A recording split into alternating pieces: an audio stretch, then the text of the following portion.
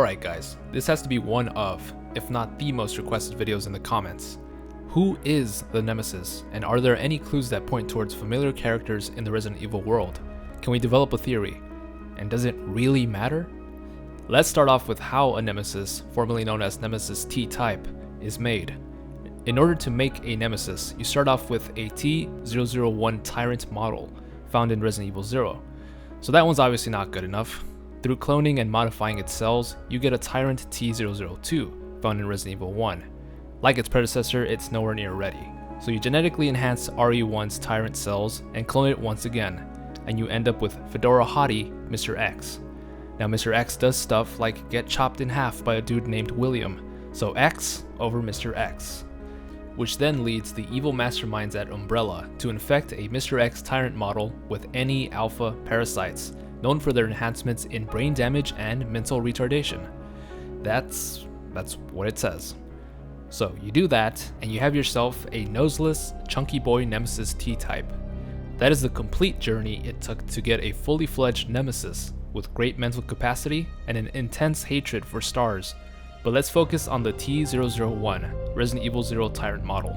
The actual development of a T-001, how they're made, gives some weight to a possible crackpot theory as to who the Nemesis is. Because here's the thing, Tyrants, at their most primal stage, which is the T-001 Tyrant found in Resident Evil 0, have, and always been, test subjects. Human test subjects. Judging from their workplace ethics, these poor test subjects probably did not consent to any sort of mutation to them, because, well, Umbrella doesn't really give a shit. The process of mutation from human to Tyrant is an excruciating one. Increased muscle expansion, closed arteries, etc. The transformation proved to be fatal in some cases, as some test subjects were not expected to survive.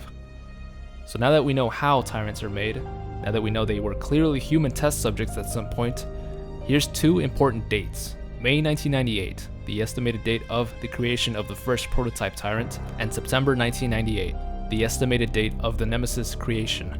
Now look, the Nemesis' true identity probably doesn't matter, and it's plausible that whoever was selected to undergo its mutation is a completely random person.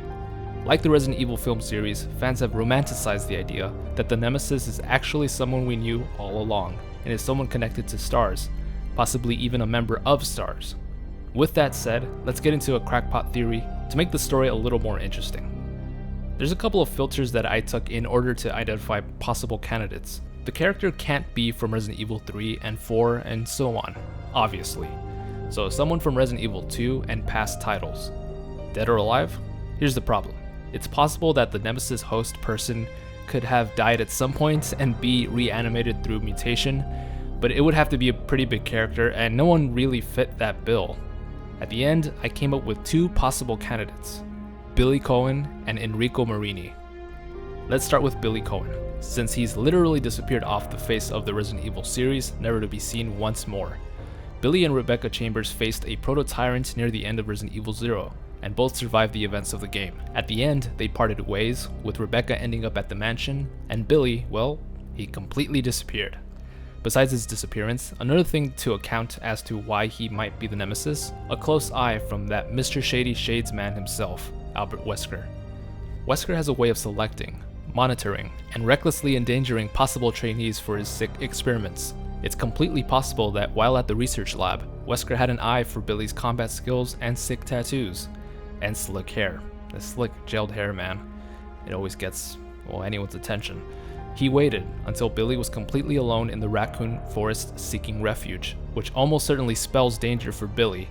That forest was infested with a lot of stuff. Maybe Wesker and his men snatched Billy, then, the perfect candidate for Nemesis cloning. I made an entire video focusing on Billy's possible doom and disappearance, so check that out if you're interested on the topic. Now here's why this obviously over-the-top theory wouldn't make sense. Number one, it's possible that Billy served only as a side character for one game and Capcom decided, that's good enough. Number two, there's no real payoff story-wise. Had Rebecca encountered the Nemesis again, it would make for some pretty damn good drama if that monster was none other than Billy Coen, her old friend, a repeat of Matt Addison and Alice's story arc in the film series. But it never happened. And finally, Enrico Marini. Let's get one thing out of the way.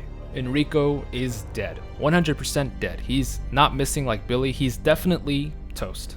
But unlike Billy, Enrico was a high-ranking member of STARS. And again, Wesker thought of STARS as his, and this is his quote, guinea pigs. Though Enrico was no longer alive, he's a perfect host for the Nemesis project because he already has photographic memory of each and every STARS.